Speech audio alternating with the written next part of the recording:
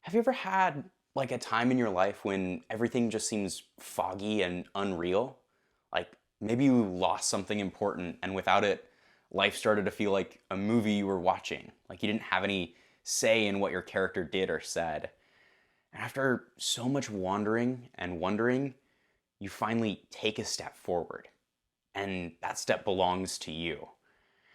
How like the fog lifts for a brief moment and you realize that you aren't who you thought you were and what you need isn't what you've been chasing.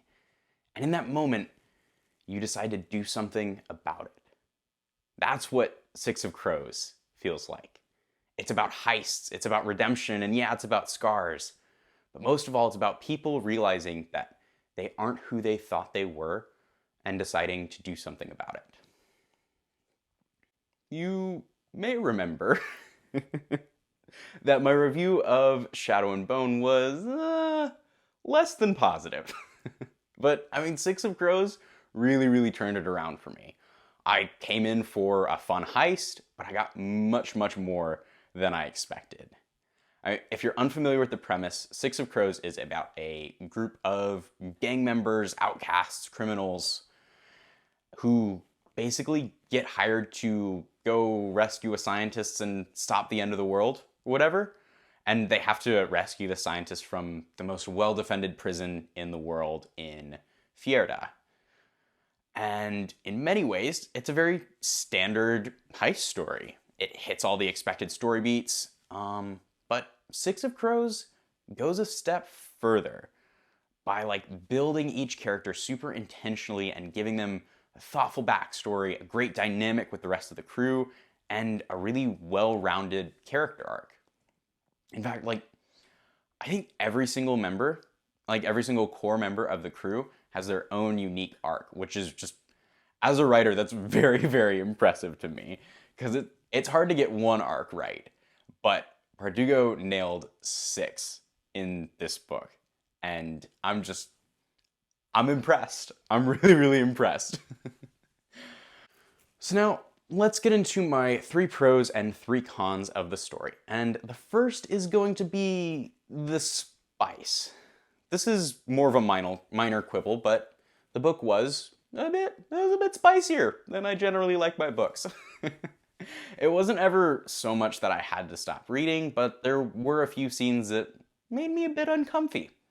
I was a little uncomfy at certain parts.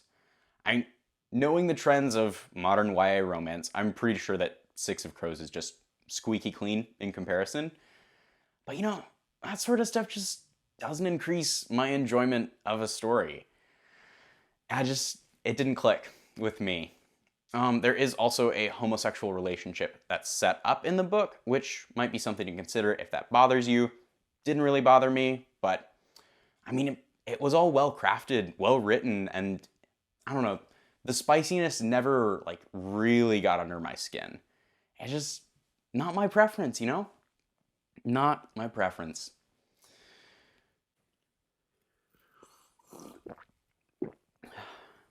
Oh. No, I don't keep a full cup of water on my shelf at all times. That would be ridiculous. All right, but the banter. I think one of the things that makes Six of Crows really stand out is the dialogue.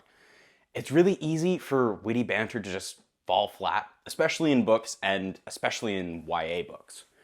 But Six of Crows managed to pull it off. I genuinely felt like I was watching a quippy heist movie at certain parts. My ghost won't associate with your ghost. Sorry, something stuck in my throat, I think. I found myself grinning and laughing far more often than I do in most books. I think when I think about it, why it worked so well is that the banter wasn't just for banter's sake. It wasn't just like, oh, Marvel's popular and Marvel does banter, let's do banter. It was rooted in who the characters were and how they relate to each other. And there's this delightful mix of people who have known each other for years, and then some others who are just like thrown in there, don't know anybody, and they're just so very confused. And then there's Jesper, who's just delightful. But, I mean, it was really grounded humor because it was connected to who these people are and their character arcs and their backstories. And that just really enriched the dialogue for me. However, characters omitting details from their point of views did kind of bother me. Again, this one's another quibble. I was kind of okay with it, to be completely honest, but I mean, I had to find some things to dislike, or the review just wouldn't be balanced. Anyway, Six of Crows is written in third person limited with 6 major points of view. So each chapter we're inside a character's head and kind of experiencing their thought process. But a lot of times during the story, the characters would leave out important details from their internal monologues because there was a more dramatic reveal later on. And maybe that was just a writer thing, but I could usually tell when and what the characters were holding back, and it messed with my immersion. I mean, this happened most often with Kaz, and, in hindsight, having Kaz omit things from his inner monologue totally fits with who he is. Those times that happened, that doesn't bother me as much, but I don't know. It wasn't all bad, but it did make some of the twists feel a little less twisty. Because, there were times when I'm like, oh, something's not as it seems with this, because Wylan is, specifically not thinking about something that it seems logical for him to think about. And, I don't know, it just it alerted my writer sense, I guess. All right, moving on. Number 2 of the things that I loved. I mean, I love Jesper, of course, and all the other characters were great, but I think my 2 favorites were Inej and Kaz. First of all, their backstories were both very well written, brought a lot of life into their characters, but my favorite part was their romance. I mean, a lot of YA that I've read focuses on how the couple falls in love, and then the tension is derived from, oh, will they get together? Will they admit their feelings together?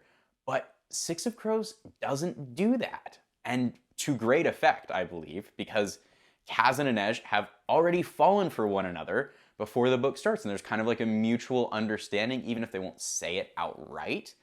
It's not so much will they, won't they? And Inej's half of the arc got a lot more page time, and loved that because, okay, so Kaz and Inej's romance arc is already unique because they've already fallen in love.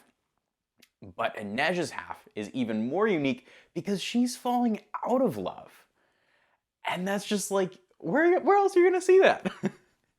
And even more so, Inej is the heart of this story. I think that she's the reflection of the inner child that each of the other characters have buried or repressed. Nina has her brash confidence to cover her insecurity. Kaz has his ruthlessness to cover his wounds. And Matthias has his laws to cover up his fear that maybe he's not right. And then, of course, Jasper's never 2 steps away from his next high.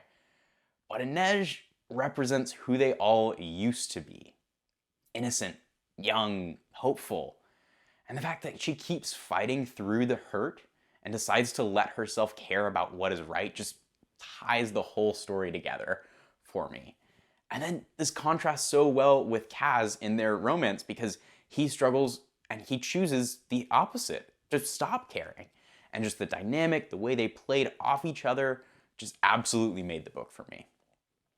All right, last thing I disliked was the villain. This may be venturing into spoiler territory, but I'll keep it purposefully ambiguous for you, just in case. So I didn't love the villain in this book. They weren't foreshadowed very well, I think, and while their big moment was sufficiently dramatic, it felt a little tacked on to me. One of the things I really enjoy with my conflict is the slow burn, where we get to explore how each character interacts with the villain, what they think of them, and who that villain makes them, really. And that really helps me get invested in the conflict and to kind of understand the nuance between these characters. And it's one of the reasons that I love books like Oathbringer or The Warden and the Wolf King, because I feel I can understand the villain as a character and as a person. And I didn't get that with Six of Crows. It didn't ruin my reading experience, not by a long shot, but I guess it was just a part of the book that I felt needed a bit more love. But the last bit that worked really well for me was the plot structure and the foreshadowing that Bardugo uses. Might get a little nerdy here, so bear with me. But okay. So I recently reviewed Shadow and Bone on the channel. Wasn't a huge fan of how the book resolved in particular. I felt that the ending wasn't foreshadowed very well, and a lot of the plot points were just contrived, I guess. But the same thing happened with this book, and it worked. And I'll explain why I think that is. In Shadow and Bone, I expected. The way it was set up made me assume that things were predictable, understandable. And then in the climax, when that wasn't the case, I felt cheated. Six of Crows claims to be none of those things. In fact, right from the beginning, it had me guessing at whose intentions were honorable, who had tricks up their sleeves, what wasn't as it seemed. And this frame of mind turned what easily could have been annoyance into excitement. I had a little grin going every time that we ran into another surprise, another secret plot, another twist. Because even if they didn't make sense to me, it made sense that Kaz would have taken extra precautions, that Matthias was holding something back, that random side character from chapter 4 or whatever wasn't exactly what she seemed. And so even though a lot of the plot points in Six of Crows weren't foreshadowed much at all, I was already reading under the assumption that the book would try to lie to me. And so I found him delightful. And speaking of foreshadowing, I complained about the magic system foreshadowing in Shadow and Bone, but Bardugo totally nailed her hard magic foreshadowing that she tried in the same way in Shadow and Bone. It didn't land with me that time. It landed this time. So good job, Leigh. Respect points. You absolutely nailed it. As for a rating, with the scale being best book ever at a 10 to Kill It With Fire at a 1, I would rate it at an 8 for personal enjoyment, and maybe I'm crazy, but I'd give it a 9 or a 9.5 for quality. Like, I was not the target audience for this book, as Shadow and Bone evidenced, but it had me completely hooked and along for the ride. In fact, thinking back on my read, I'm finding it hard to find a single aspect of her writing that was not good. Like, there were parts that I didn't like, but like, if I'm thinking from an objective quality standpoint, her characters were flawless. Her plot was interesting. Prose and dialogue both felt incredibly natural. I think that what impressed me most, though, was like her pacing. Every single beat just hit right. And every moving piece kept me on the edge of my seat. And just the heist plot and the setup took it all to the next level. All in all, I'm very impressed. It's a great read. I would highly recommend. Thank you all so much for watching. I know we have a lot of Grishaverse fans out there. On my Shadow and Bone review was like my most popular video yet. So I'm excited to hear y'all's thoughts. Like, subscribe, talk about your favorite character down in the comments. Stay tuned for a Crooked Kingdom review coming hopefully sooner than this one did. All right, y'all. No mourners, no funerals.